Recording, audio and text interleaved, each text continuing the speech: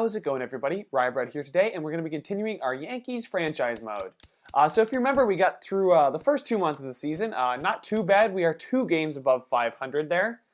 This is also the final year of our contract. I just remembered that, and our job security is low, so we really need to reach the postseason and get the yearly goal out of the way so we don't get fired and actually get offered a contract to come back here with the New York Yankees. So I was also looking at the stats at the end of the last video, and I noticed that our pitching rotation is fine. Severino, I'd like his performance to go up just a little bit. Bauer's doing all right. He can bring that ERA down, but then these top 3 guys are just killing it for us. Selman's upset because of his performance, so he may not grow very well. I'm kind of worried that he's not going to grow and that we may have traded for a prospect for nothing. But the back end of our bullpen seems to have solidified itself as is, and then Tom Green is growing up here as our long reliever.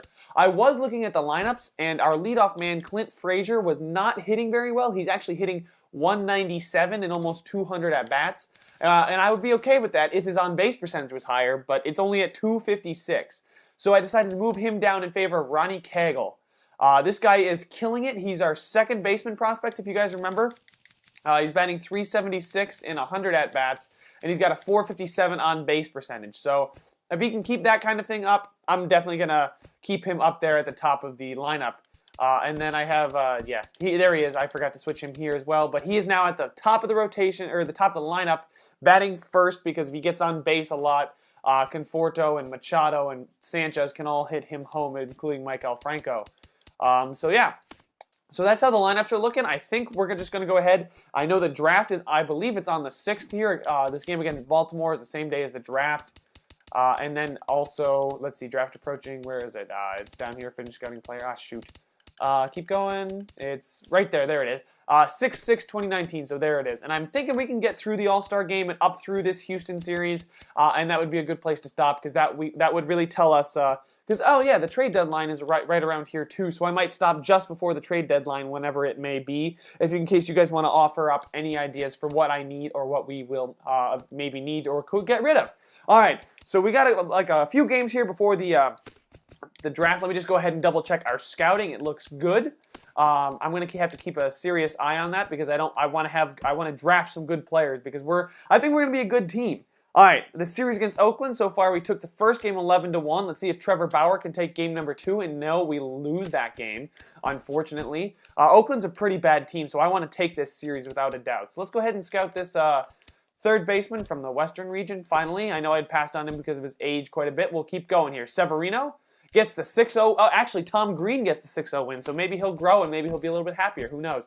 I'm all for growth and helping our players develop, but I also want to win as soon as possible. So sometimes I'd almost be willing to sacrifice maybe a prospect or two to go get that guy that might put us over the edge as far as, winning is concerned. If we go to the league, we're still 7.5 back. We were like half a game out of the wild card, so let's see if we can have a good month of June here. And have a good, let's do well before this All-Star game here on the 16th. Let's go ahead and win most of these series. Then, we can't. Selman takes the loss there. We can't. We take another 4-5 loss, back-to-back losses. This time it's Pineda, and then we win 10-3. And now we're up at the draft, boys. Here we go. We are picking 6th, so we should be able to get a pretty good player here. There's this shortstop who's apparently ready, but if you go ahead, I wish I could. I can. I can actually go to shortstop and see the shortstops on the roster. Gleyber Torres is basically Damon Unger. I know he's super young. It'd be great to take a guy like that, but I think Gleyber Torres will be. How good is this guy right now? He's 70, so he's well above average. This guy could be really good. Let's go ahead and keep looking, though, at who else is available. Let's go ahead and sort by accuracy just to see here. There's also a first baseman. We have been looking for a first baseman, I believe, because, we don't really have anybody there, but we do have some prospects, but I'm not going to be opposed to drafting somebody in that position. Let's go ahead and keep looking here. At the 80 potential. I'll just sort by 80 and then look at the guys that we have a full scouting report on. There's a relief pitcher, but those guys won't be ready for a little while. Let's keep it going. Dave King here is a third baseman. No big deal about that one.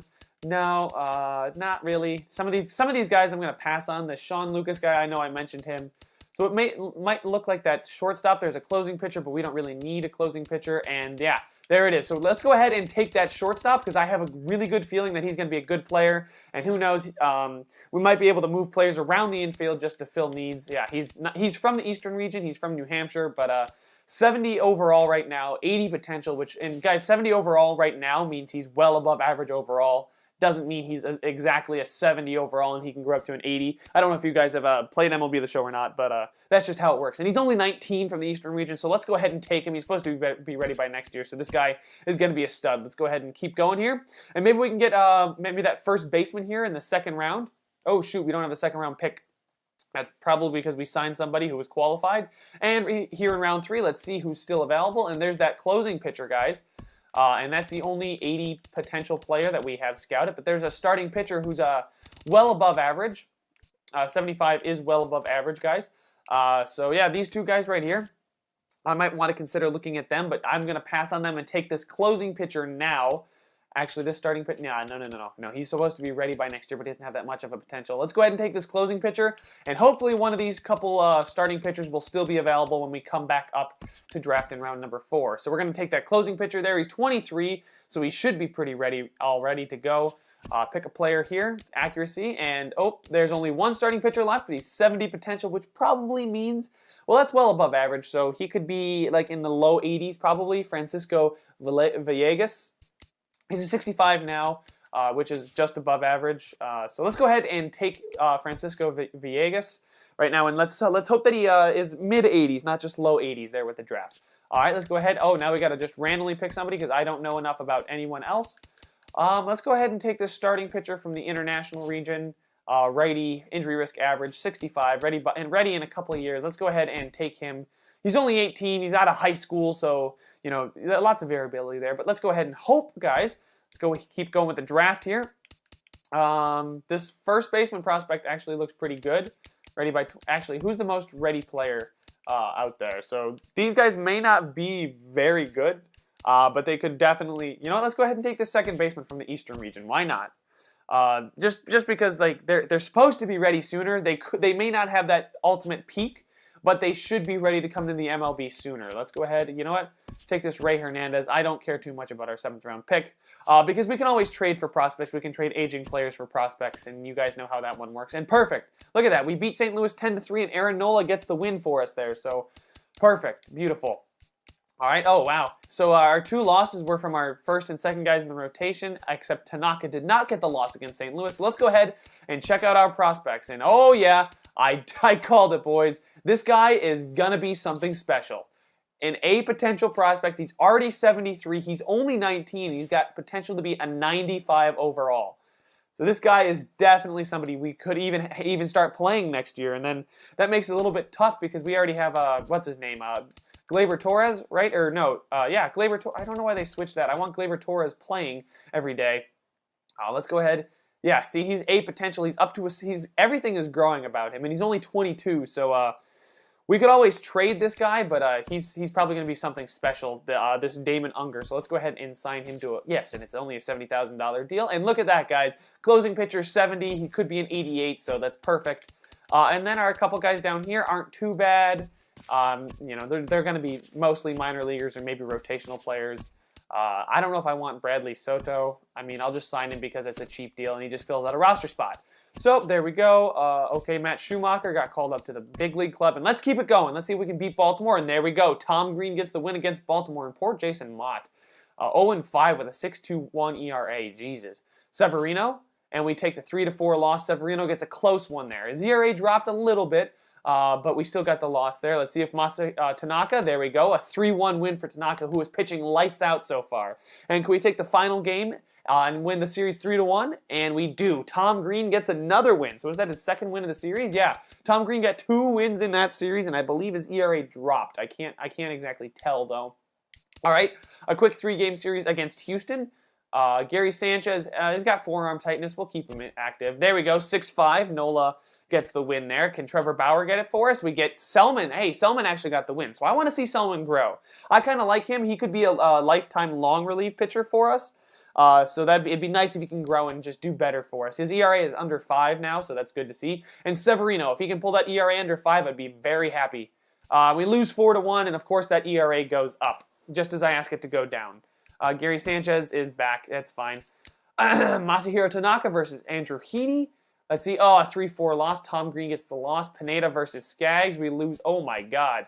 Jorge Mateo is no longer injured and able to come off the DL. So let's go ahead and place him on the bench, and let's go ahead and check out our lineup. So Jorge Mateo is our star second baseman who Ronnie Cagle is actually playing for.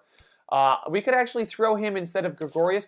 Gregorius is dropping, so he might be somebody we trade at the deadline. And go ahead and just, get Jorge Mateo in there. He wants playing time. He's a good second baseman. I just want to get him some growth.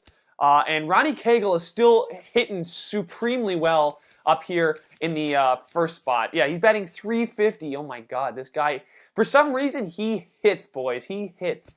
All right, so let's keep it going. Jorge Mateo, yeah, we can bench him there. And then we'll place him there instead of Didi Gregorius. Flop those two guys. There we go.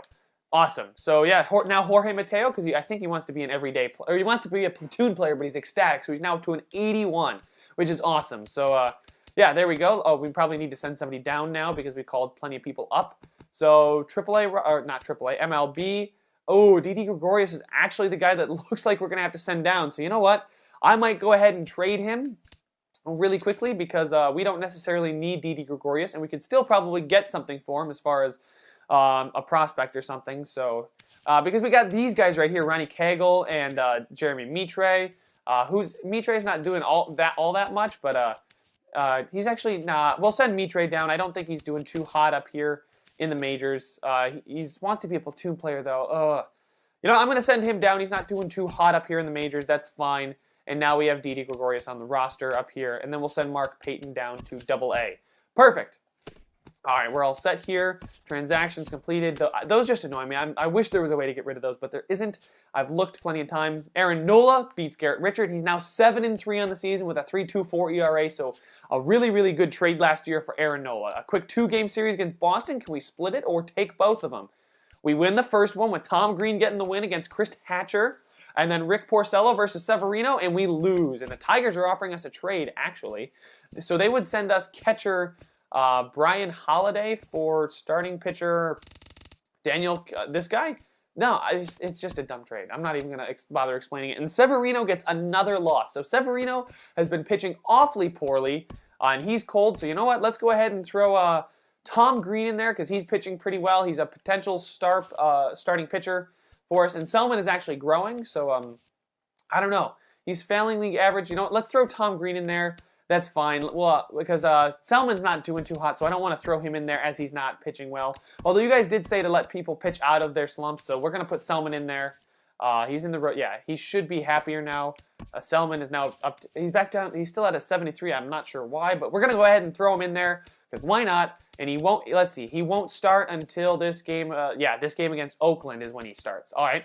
So let's go ahead against Kansas City. Here we take a 4-0 win with Tanaka getting the win. I just want to see how Tanaka did. How many innings did he pitch? And he did another 9 innings, boys. So Tanaka is really, really helping us a lot this season. He is pitching fantastic. And Francisco Rodriguez, okay, that's fine. Injury in AA or AAA. Michael Pineda gets the win there. Aaron Nola versus Travis Wood. Can we sweep the series? And we do end up sweeping the series, and our starting pitchers all get the W. That's awesome. I like to see the starters get the W's instead of relievers or something like that. All right, now Trevor Bauer and then Robert Selman against Oakland, a bad Oakland team. Jesse Hahn is 0-8. And there we go. Oh my God, we just lit him up. 16-3 win. He is now 0-9. Jesus, but Trevor Bauer gets the win, which is great to see. Robert Selman pitches against Michael Park, and we get a 3-0 win. So that a boy Selman pitching well. 3-0 win. I want to see how far he went in that to get the decision. He actually pitched the full 9 innings, so that should probably make him happy. That was a great start by Selman there. Tanaka versus Sonny Gray. We get a 3-1 win. There we go, boys. Keep it rolling. And Pineda versus Minea.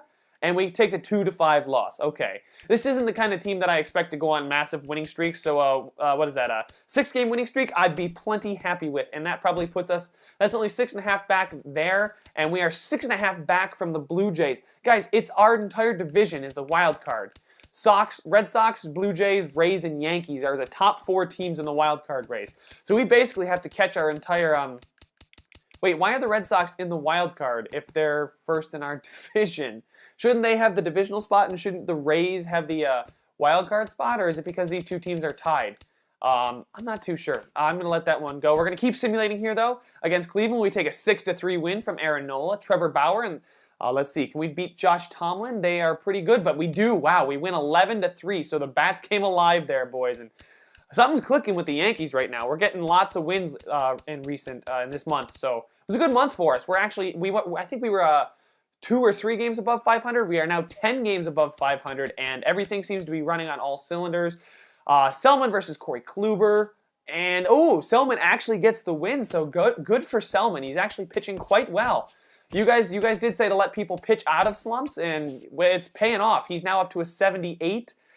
He's back up to meeting league average, and he's quite happy. So he'll be growing too. So that's awesome to see. Severino in that bullpen, he's still growing. He's upset he's in the bullpen, but he's still satisfied. So I just let him cool off there or warm back up there in the long relief slot. Well, Selman's pitching well, so I'm going to leave Selman there. All right, and who's pitching well for us? Jordan Montgomery did fine. Jake Cave had an outstanding month, good for him. And then Justice Sheffield struggled. Okay, starting pitcher Justice Sheffield was somebody he's really far down there now. He wants to be in the majors. I'm actually considering sending him down to single A, but I'm going to let him pitch out of it. Things go well when I let people pitch out of slumps. All right, that's fine. I'll just auto the AAA. Tanaka versus Chris Archer. And Tanaka gets a loss. I wonder how many runs he gave up there. It doesn't look like many. Tanaka pitched 6 innings, gave up 4. Okay, so he did give up the majority of their runs. They didn't. Joe Girardi, I believe, is our manager. I don't think I fired him or anything. Is he still our manager? Coaches. Yes, Joe Girardi left him in there a little bit too long, and he just gave up 3 runs there in that 7th and wasn't able to get an out. So Pineda versus Odorizzi. Guys, we got to beat Tampa Bay. This is a team we are chasing. These are huge games. We can't be dropping these games because these are full games we're dropping. It's not like we're losing half a game back. We're losing an entire game. So let's see. Can Aaron Nola salvage the series? And no, we get swept by the Tampa Bay Rays. All right, this is a huge series against Toronto again, and then Baltimore as well. Versus Toronto, Christian Yelich goes to the Nationals for Anthony Rendon and Brian Goodwin. So actually, that's a pretty good trade for both teams. I don't think either team came out on top or lost that trade. So we're gonna have to see how that one plays out. And we lose 2-6 to our own damn division. Oh, come on, Selman, get the win for us. And there we go. Tom Green actually gets the win for us. We finally get back. So we just won 6 in a row, and then we lost 4 in a row. So that sucks to see that right there. All right, Toronto, we got 2 games. We got 1 game. Can we still take the series? And we don't. We lose the series. So, again, they're going to give us a relief pitcher for a starting pitcher. This isn't a trade worth talking about. And we lose 6-0. Tanaka gets the loss there. All right, Pineda versus Ivan Nova. We've had Baltimore's number, and it keeps on going, baby. Pineda gets the 9-0 win. Aaron Nola. Okay, that's fine. 5-3 win for Aaron Nola over Matt Latos. And then Trevor Bauer versus Hunter Harvey. And there we go. A 6-5 win for Tom Green. All right, Twins are offering us. They want to give us Jorge Polanco, a shortstop, for a potential starting. I remember. We got Sean Reed Foley from the Blue Jays, I believe. I'm not going to actually do this trade because we already have plenty of shortstop depth. And I'd like as many starting pitchers in the system as possible. So, Robert Selman versus Drew Smyly, and we take the win. Selman's got another win, so it's awesome to see him keep on winning against Seattle again. Paxton versus Tanaka, and we lose 1-0. Come on, our bats got shut down. And that's a really good closer. Do we have enough? That's an interesting trade there, because we just drafted that really good closer who could be something. This guy's only 20 though. He's from California. He does want to be in the majors, unfortunately. This is a tough trade because we do have a decent amount of depth in the system as far as starting pitching, but I don't know if I want to give up Reed Foley for that. I'm going to decline the trade. We can always make the trade before the trade deadline. You guys go ahead and let me know if I should make that trade or not. Pineda loses 1-5. Damn it. Come on, boys, take this last win before the All-Star game, and we lose. And the Royals are offering us a trade now. Eric Perez for Mike Minor. I'm going to decline that one just because I don't want another... nope, there's nobody here from the Yankees. Let's go ahead and skip the All-Star game. The National League has won, and I don't know if this game actually has it. If you win the All-Star game, you get home field advantage in the World Series, or if it's just by record, because I believe the MLB changed that again.